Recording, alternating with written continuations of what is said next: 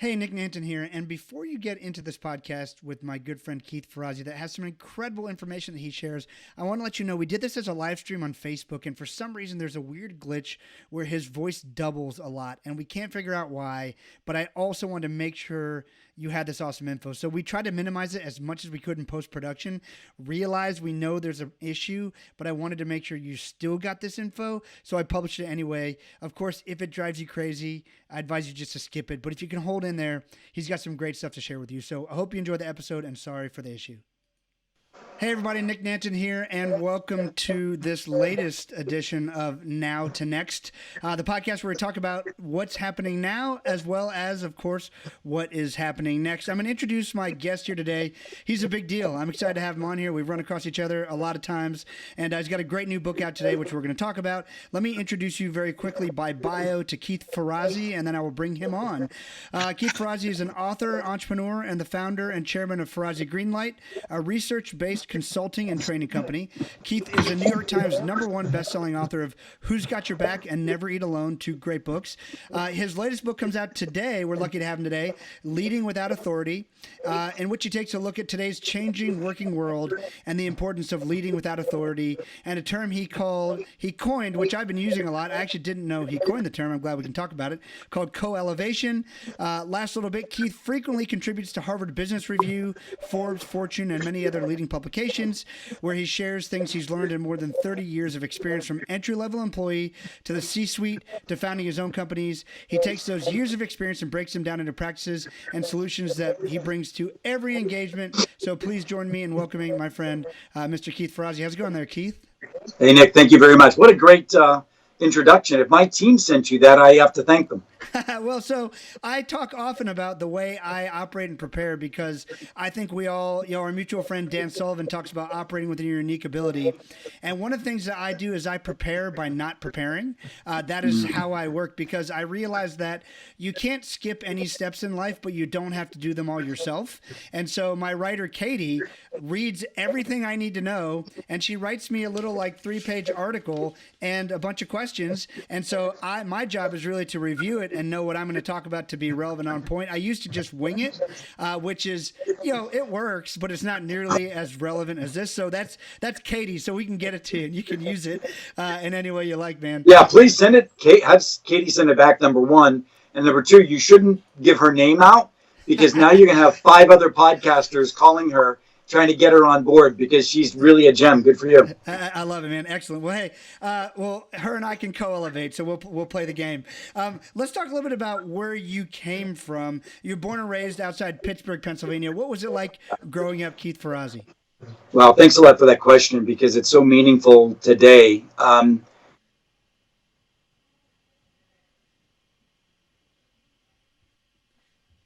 8 years old, I was sitting at my father's dinner table. My dad was an unemployed steel worker most of my young life.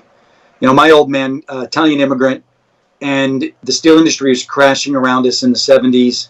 Lots of families, including our own, not enough money to put food on the table, to be honest. And Dad used to talk about how the management of his company really didn't listen to things that the workers were saying. And I sat and I just was so committed at that time to growing up and making a difference in the way we work, in the way I thought it was going to be through politics, and I dabbled in that a bit and realized it wasn't. I really do believe that the work that I'm doing today is my mission and my purpose.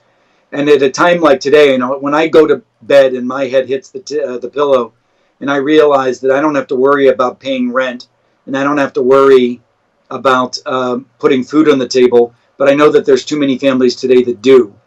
And the work we do and rebooting American commerce, rebooting industry is necessary today. This crisis has brought it to the forefront, and I think it's a blessing in many ways, because we're forced to do what we've been needing to do for a long time, so that we don't go the way of American industry back in the 70s. We need this turnaround now. I love it. You also, I learned that you caddied at a golf club. It sounds a lot of very successful people have done that, and I think part of it is when you meet people who are successful, you start to learn that, wait a minute, they're not that different than me. and you start to learn they just operate differently. They have a different type of wisdom and they operate differently. Tell me a bit about what you learned through that process and what you learned doing that. I think it's interesting because the first thing I learned was that there was a gateway to opportunity that I hadn't been aware of.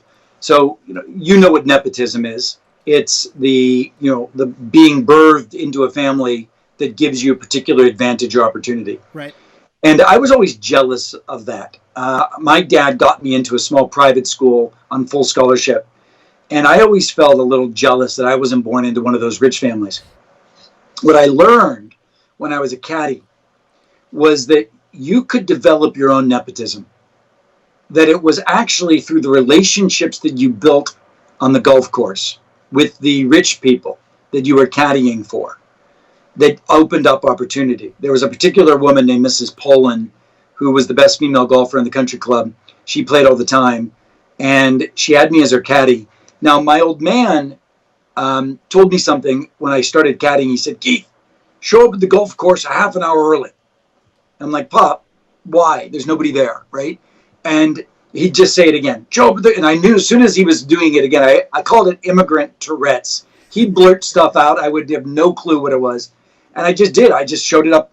But what I realized was showing up a half an hour early gave me information that helped me be a better caddy. It helped me know where the pins were placed, know how the greens were cut, etc. Mrs. Poland, as a result, took me under her wing, asked me to be her caddy consistently, put more money on our table, or as much money on our table, $20 a day, as my mom was making as a cleaning lady. And she started then asking me questions like, "What do you want to do with your life?"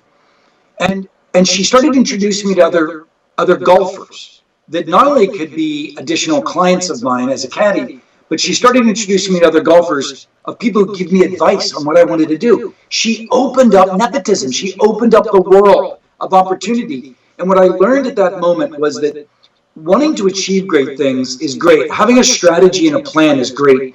But not knowing the relationships, not having the relationships, that's poverty. That's poverty. You and I were talking a little bit earlier. I have a foster son who's 25, and now he is. I have two. One I got at 12, one I got at 16. Now they're 21 and 25. And what I'm trying to help the older one recognize is that at a time like this is the time to begin to build the relationships that you need for your future. Right? People are actually more attentive, more aware, more present than ever before. And all of us have an opportunity, and this is, to the new book, all of us have an opportunity to begin to lead with or without authority. I don't know if you can see it there, Yep. Right? Leading with or without authority is about leading by having a vision and then creating the relationships that you need to achieve that vision. It's not about position or title anymore. It's about your ability to enlist people in a vision that you have. I love it. And there's so much in there. Obviously, your entire career and your work is based on how to relate to people. First, how to create relationships, and now how to relate sort of in the new team building collaborative, which the environment shouldn't be new, by the way, for collaboration. We just have dealt with these old school things forever.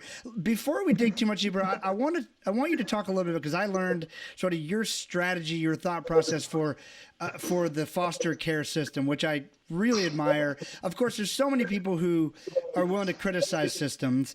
No system is perfect, but you said, well, maybe the foster system isn't perfect, but what can I do about it? Tell me a little bit about your philosophy and what you've done, just with the two kids. I know you've helped other people, hundreds of other people, see your point of view and help other kids in the foster care system as well. Tell us about that. Well, look, we have a foundation called Greenlight Giving.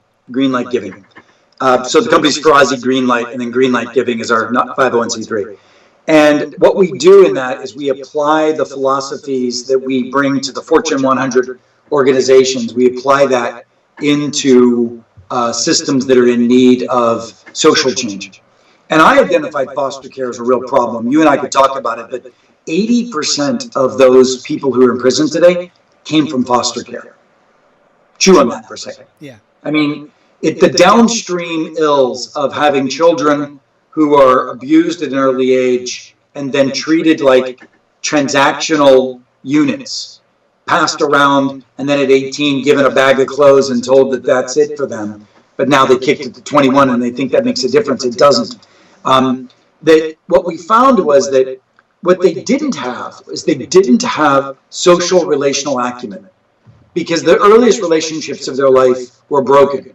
And then they retreated like transactions in and out of households, never having developed what it's like to trust, never having developed what it's like to co-create with a family unit. Because, you know, when I was trying to teach my young boy discipline because he wasn't studying, I remember one time I withheld his allowance that week. Now, by the way, this is a kid I had in special ed schools based on some of his LD needs and also some of his behavioral challenges. So I was spending tens of thousands of dollars on this young man. But one week I withheld his allowance. Well, he knew well enough. He called his lawyer, and his lawyer called the social worker, and the social worker called me and told him I had no right to withhold the allowance, right? So the kid's smart, but they also, the idea of embracing a family unit or being fearful of being ostracized from a unit such that they would just pull the plug and go to the next house, right? So it's that mindset. So what we decided to do was we created a system. There's a wonderful foundation in Los Angeles called Kids Save, which we decided to support. And then we exported this with Governor Hickenlooper to Colorado, and it's now ongoing there, and we're exporting it across the United States.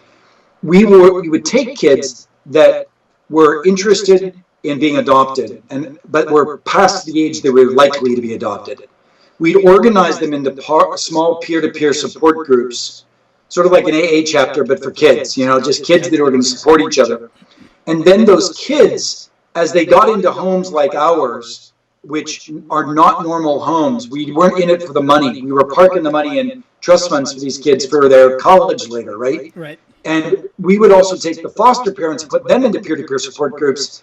And it was that peer-to-peer support that was the transformative element that allowed us to take over a third to 40% of kids that were previously unadoptable out of foster care into permanent homes.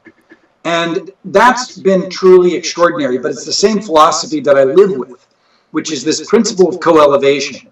The kids needed to co-elevate with each other, going higher together. The parents needed to co-elevate with each other. Otherwise, as isolated units, it wouldn't work. You said a moment ago that collaboration isn't new. No, collaboration isn't. Collaboration is what you do when you have to because you don't have enough resources to get the job done. Co-elevation is what you live in when you realize that the only way to be transformative and get big jobs done is to do it with others all the time. So living in a state of co-elevation is living in a state where you're committed to a mission, but you're committed to another group of individuals, where you won't let them fail, where you have their backs, right? Where you cross the finish line together as a team, not just dip into old school collaboration until you get this project done, and then you go back to coexistence. Yeah, I love it. That's what I spent the last decade making over 65 documentary films now, and we live in co-elevation because I can't do what any of my team can do, and they don't do what I do, and we push on to the next project, the next project, the next project, because we're driven to lead, educate, and inspire through media, and that happens to be our format. And it's I love hearing the way you describe that. Now, so you got a full scholarship at the prep school. Just to give people a bit of an idea, if they haven't already realized that they should be listening to you. You win at life, Keith, in a great way. You went to Yale, you went to Harvard Business School, you worked for Deloitte, you became the youngest Fortune 500 chief marketing officer for Starwood Hotels, and you learned some pretty big lessons at Starwood, and from the transition from Deloitte to Starwood. What do you think, if you could impart a couple of those lessons to us today, what would those be? Yeah, so this book, Leading Without Authority, was written for two audiences.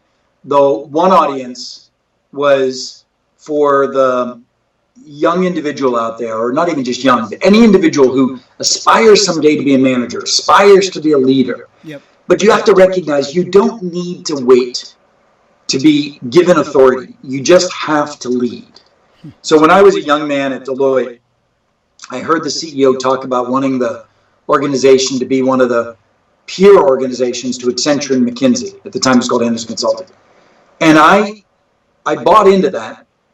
Without being asked, I called a professor and said, I'd like to do a research project on what is the best practices in professional services marketing? And I started doing a project in lieu of a class while I was a summer intern. And it took me 6 months to finish this project, but I developed a compendium of rules of professional services marketing that hadn't existed before, because I had interviewed all of the heads of marketing for all these companies. And guess what I did with it? I shipped it to the CEO of Deloitte. And I said, a number of months ago, I was in an audience and I heard you say something, sir. Here's what my cut on that pathway would be. Imagine how blown away he was. No partner had ever done this, right? Right. Anyway, I can tell you the story, but the book tells the story. I ended up being the chief marketing officer in my 20s. It was stupid, right? And I became the youngest partner ever elected in the firm. I mean, I was nominated as the youngest partner ever elected in the firm. And here I was, a ridiculously young individual without position or authority who had worked his way into a position of positional authority. Now, and by the way, and this book delineates exactly how to do that, because everyone always says, oh, you don't understand the organization I live in, blah, blah, blah. Right. There's chapter 2 of this book is it's all on you. There's 6 deadly excuses that stop you from living the life that I'm telling you should be living this way.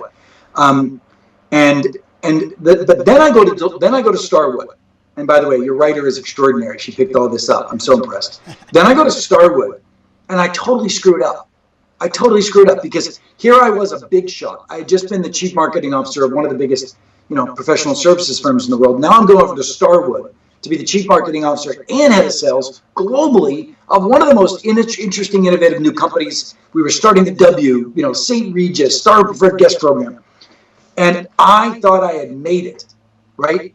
All the work that I did when I didn't have authority, to get authority, I forgot. And I started leading with authority. And the head of Europe, who kept trying to tell me that Europe was different than the world and needed to run things differently, I, on the other hand, had this idea that we were going to create a global brand. Look, I wasn't right. He wasn't wrong. And nor was he right, nor was I wrong. But the answer was it needed to be a co-creation. And my ego and arrogance and belief in my way ended up in a situation where ultimately the joke was he became CEO.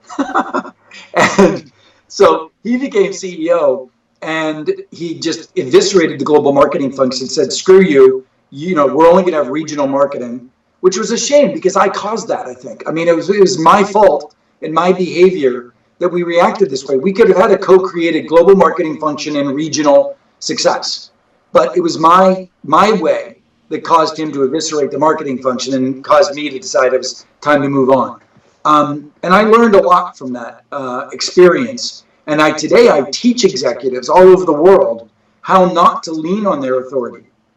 So I'm not only inspiring those who don't have it in this book, Leading Without Authority, and giving them a roadmap, but I'm also boxing in the ears of those of us who think that we should have it, and we spend too much time clinging to it and fighting for it instead of letting go and being extraordinary with others. And what I teach is, how do you be extraordinary with others, even jackasses? Which, of course, everyone's going to ask, well, what happens when you have to deal with jackasses? And I go through all of that and explain how to do that in the book.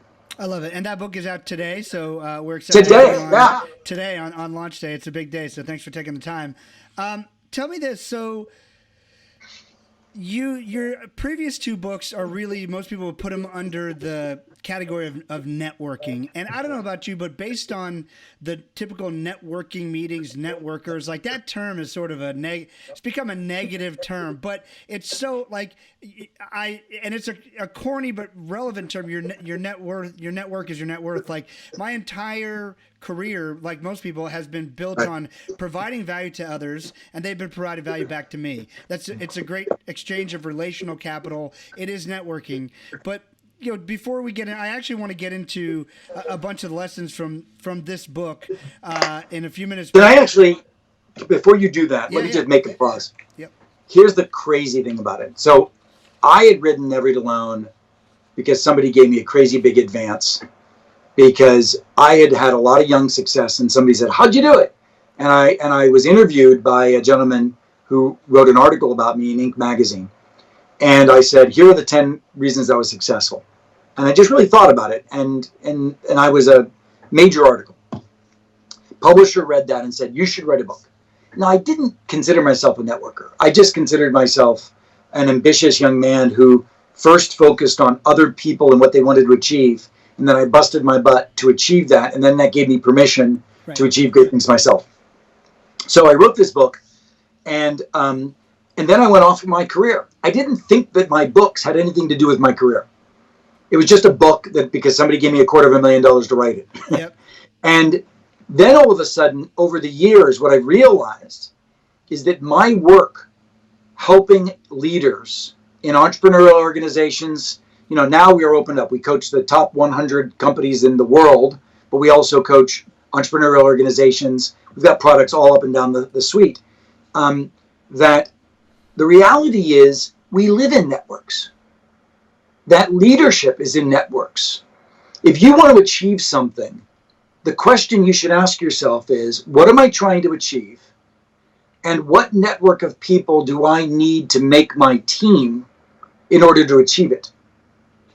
Right? That all of a sudden opens up an entirely way to different thing about leadership. So Adam Grant, who a lot of people know, was funny because Adam Grant, professor at Wharton, read my first book, and it inspired him to want to be more research oriented around generosity, and it happened to be his dissertation and helped him launch his book, his first book. Now he wakes up and he reads this book and he said, Keith, we've all been talking about network theory in organizations. You've given us the first roadmap on how do you actually lead within a network. And so it's interesting that, I've come full circle. Had I been smart when I wrote Never Eat Alone, I would have realized that it was the core of my coaching work with executive teams. And it took me 10 years to catch up and realize it actually was. It's funny. That's how it works. Your subconscious is ahead of your conscious a lot of times. But what I love about what you just articulated is, and where I was going to go with that is, most people think of networking as how do I meet enough people to get what I want? Like, this is literally what they think, as opposed to how do I provide enough value to enough people that they want to help me on my mission, which is truly leading with getting them on board the train with where you're heading. And so your first two books, again, that are considered networking, which again, that term is just so clouded at this point because it's been just cheapened in so many ways, let's be honest.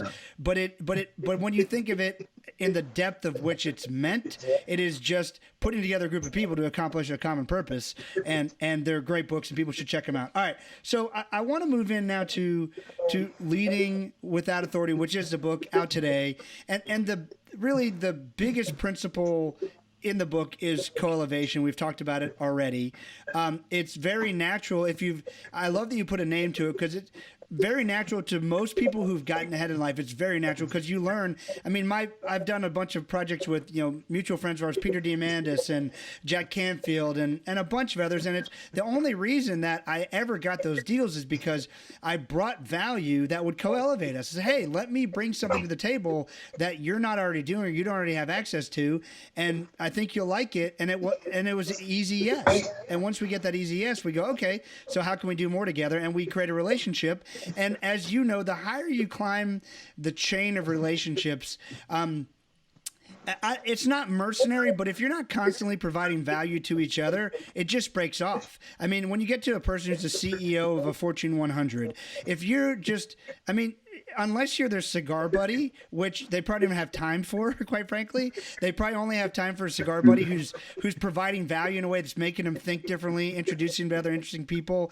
Unless you're constantly providing value, those relationships are going to go away. And to me, that's when I look at the term co-elevation, learning, reading your book, that's sort of where I go with it. But I'd love for you to, dig in a little bit with co-elevation a little bit more and share what I've missed. Well, it's interesting. You mentioned somebody that happens to be two people, by the way. Jack Canfield and Peter Diamandis are two dear friends, and Peter's probably my best friend. And I remember years ago being at the TED conference and watching this bold, brash, audacious guy running around TED raising money for a space launch, right? I mean, it was like, what? And and I just fell in love with his energy, his insights, his acumen. And I started serving. From the very beginning, I was like, that's somebody I want to make sure that I'm on his team, right? And so I love this idea, and I want you to hear these words. the first person that you invite onto your team, you're actually inviting them into their team, or you're inviting you into their team, right? Yep. So it was all about Team Peter. And I loved that because I love being of service to great people. I always have. It's just been my thing. I've always loved, and that's what I loved about my work. I help entrepreneurs and I help leaders serve their mission and achieve their mission and get bold breakthrough outcomes that didn't get there before. And Peter's one of those individuals that I now co-create with all the time. Every week we're talking. By the way, I'd love to hear more about your projects with those guys. It sounds like you're doing some extraordinary work. But the big thing to me is for everybody listening, what is the kernel of your vision? What do you want to try to achieve? Right now, in this disruption, you have an opportunity to disrupt. You have an opportunity to find unexpected growth, and you have an opportunity to avoid risk where everybody else is milling about in the mud. You can be like a G6 through this thing. And it's only going to happen with an extraordinary team. And don't think that means these are people you're hiring. Peter's on my team, right? I mean, today is the book launch. Peter is, actively working on my book. He sent something over to Tony Robbins and said, hey, Tony, Keith, make sure you do this. It's like, these are team members of mine. Who is on your team? Right. So your ability to have an extraordinary team at a time like this, independent of who reports to you, is your pathway to success. So that's, that's the key of co-elevation. And co-elevation is when you make a commitment to a vision, but you also make a commitment to each other as humans. And when this book was originally written, I was originally thinking that I was writing a book about coaching. I originally, because so much of my work is helping a team become each other's coaches. That's a big piece of what I do. I help executive teams, not just because I'm their coach, but then I help them coach each other. And it's not just the job of the CEO to be the coach. It's the peers coaching peers. Then I say to them, who else other than this formal team needs to be on your team? Who do you need to bring on board? And as you bring more and more people on board, you co-create together. But as you co-create, you've also got to coach, because everybody's got to be in alignment with each other. And you've got to give feedback, and you've got to give candor. You've got to tell people what you're thinking. That's when real innovation occurs. Real bold thinking happens when the team has the capacity to speak truth to each other. I was called this meeting to a Fortune 10 company CEO, and his point is, my people are too polite. And I said, no, they're not. They're too political. Because if they're polite in a room, that means they're talking behind each other's backs. We can't help it. So we need to unveil to them the ability to be high integrity professionals, speaking truth to each other in the room, because we care about the mission and we care about each other, because we wouldn't dare not speak truth. You know what I'm saying? Yeah. And absolutely. that's what co-elevation is about. That's a whole different. In this book, I have created a new social contract in business. And that's why, like the very first person, Brian Cornell from Target, quoted in the book, says, this is the new operating system for how we need to be working in organizations today. And we need to reboot. And we are rebooting whether we know it or not. We're building radically adaptable companies today. We're building transformational organizations today. But I want to make sure we don't go back to work. I want to make sure we go forward to work. And by the way, that's my new foundation. It's called Go Forward to Work. And by the end of the week, I'll launch the site, goforwardtowork.com. And I have collected over 100 executives who have all committed to share their best practices, what they've learned in the last 2 months, so that we can all put on these best practices and go forward to work, not back to work. That's amazing. And yeah, for anyone listening to this archivally, this is just during the pandemic of COVID-19. I'm in Florida, you're in California. We're starting to ease restrictions, starting to get back out into the workforce. But this entire live stream podcast I spun up 8 weeks ago now is completely the result of this. And I'm having a blast reconnecting with old friends, and I'm getting a ton of opportunity out of it. It's been amazing, but I never would have done it had it not come down to this. Let's go so we don't forget, and because we have a few minutes left together. Again, the book is launching today, Leading Without Authority. Make sure you go get a copy of it. You reveal some rules and techniques, really 8 rules and techniques for co-elevation, and you already addressed one of them, but I want to make sure we don't miss the point. Number one, who's your team? Tell us about that. And obviously that is how you accomplish everything. Yeah, so this is the point I was making earlier. If you're bound by a belief that your team is who reports to you, then you will not be transformational. You can't be exceptional. This is what I learned from Peter. Peter does an X Prize because he wants to throw to the world the ability to innovate, not just the traditionalists. It wasn't NASA that that won the first X Prize for space. NASA, the X Prize for space created SpaceX. So it's not about the traditional way of thinking about who your team is. It's the most bold and innovative people that you need to get the job done. And the great news is now in a remote working environment, they're ubiquitously available to you anywhere. I just wrote an article that'll be coming out in Harvard Business Review in a couple of weeks about how boards of directors are better and their governance is better in a remote environment, because now boards can have experts popping in and out at 5-minute increments without any problem. You don't have to ship somebody, on an airplane and pay their expenses and their rate. I mean, it's amazing what you have available to you in this new world of remote work. I spent $2 million of Cisco's money about 4 or 5 years ago studying what are the new people rules in a remote world. Our research institute started defining how do you do remote team leadership? How do you run remote teams? We published all of that at a website called virtualteamswin.com, and nobody cared. Now a lot of people care. And your ability to be unbounded in who's on your team is available to you at your fingertips. So that's chapter 1. That's and a totally different way of a totally different value assignment to that's going to happen too, just because of you used to be able to hide behind the, well, if I've got to get an airplane for 2 days and I've got to, my fee is such. It's going to be interesting to see where that leads. You also talk about in the book the concept, accept that it's not all on you. And one of your statements is, true leadership doesn't presume to have the answers. In fact, the opposite is true. The best leaders start with an open mind and invite others to seek solutions with them. That's a very different approach to what we have seen, I would say, in the management institution of the last 100 years, essentially. How do people start thinking that way? Well, again, it starts with recognizing that you will create mediocrity by yourself. And all of the great examples show that. But then there's another chapter in the book that's actually that's chapter 1. And then I contradict myself. And chapter 2 is, it is all on you. Meaning, once you identify that your job is to build these relationships to create greatness, what happens if some of those relationships are jackasses? What happens if some of those relationships don't want to play the game the way you want to play it?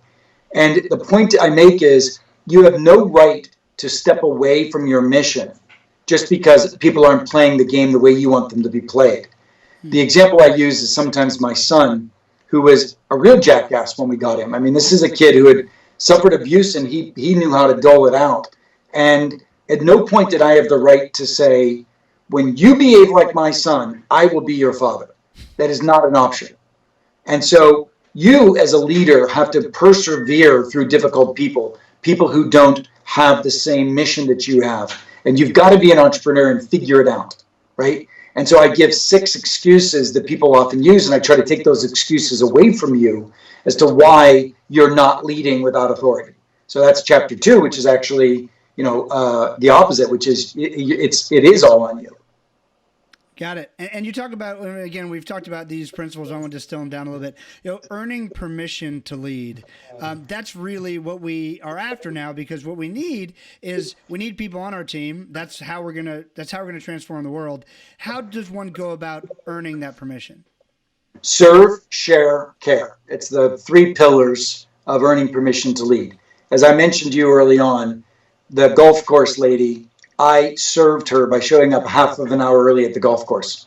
You've got to show up a half an hour early at the golf course for everybody, quote, on your team, right? Service. And just like I did to Pat LeConto. He obviously, as a result of that service, he made me the chief marketing officer of the company.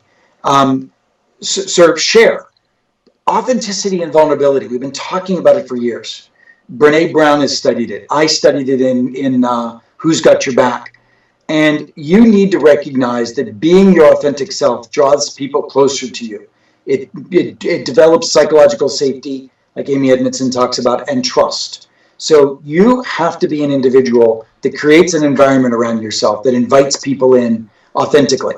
And that's been a tenet of my work, from Never Eat Alone to Who's Got Your Back to Leading Without Authority. That kind of vulnerable leadership, it exists today more than ever existed before. And ultimately that leads to real care. When you care about your teammates, you can achieve great things, because you can also kick each other in the butt. Because the next chapter talks about real co-creation. The next chapter talks about your ability to co-create with a group of individuals. Collaborate, as you used to call it. I call it co-create, where you're leaning in and you're breaking through old barriers to create new, bold solutions that never existed before. That's great. Now, one of the things that I absolutely love, because I talk so much about storytelling, I've learned through all my work with individuals and companies across the world that branding is nothing more than storytelling. And a great brand is nothing more than a story that other people want to tell for you. And you talk about the fact that you talk about the importance of sharing your story so that others can connect with you. To me, that's what makes connection possible, when we find like pieces of our story that we say, oh wait, this person is like me. Okay, so you have foster kids, I don't, but I have 3 kids. We can start there, right? And so, well, what I used to say is, you don't have to share passions in common. You just have to commonly share your passions. Yeah. If you hear about my passion for fixing the foster care system, then you will have empathy for me through my passion. If I hear about your passion through whatever it is that is of importance to you, we build a bridge. And as long as that is authentic and vulnerable, we build the bridge. And you can't get there by holding it inside. The only way is to share, right? I mean, you already talked about that, sharing. I love it. Yeah. You also talk about the old work rule, which is so relevant. To convince your teammates to tackle a project or mission, you must make a passionate and persuasive case for it, versus the new work rule, which is to invite others to join your mission.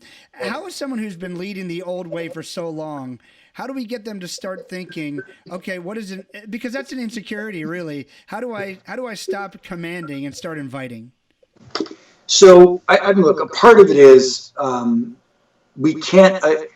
I've always had this vision of leadership in the past, whatever, which is people are literally clinging by their fingertips to an old set of work rules that don't work anymore for them, and they just have to let go and realize the floor is only 2 inches below them, which is the rest of the world that's really winning. The disruptive companies have been leading like this. But my biggest challenge is, and I work for some of the unicorns that have come out of the Bay Area. At the beginning, they co-created. At the beginning, they co-elevated. A strong group of founders defying all odds. And then they get a little bit bigger, and they go hire somebody from the Fortune 100 to tell them how to run business. And they end up adopting the same principles, and then they get disrupted by the next guy. So we need to begin to lean into this model of co-creation, co-elevation. And a part of it is just small doses of experiences. There's a great phrase I use in the book. You don't think your way into a new way of acting. You act your way into a new way of thinking. So what I try to do in the book is I try to put all the practices. What in practice do you do? How do you bring candor into a room?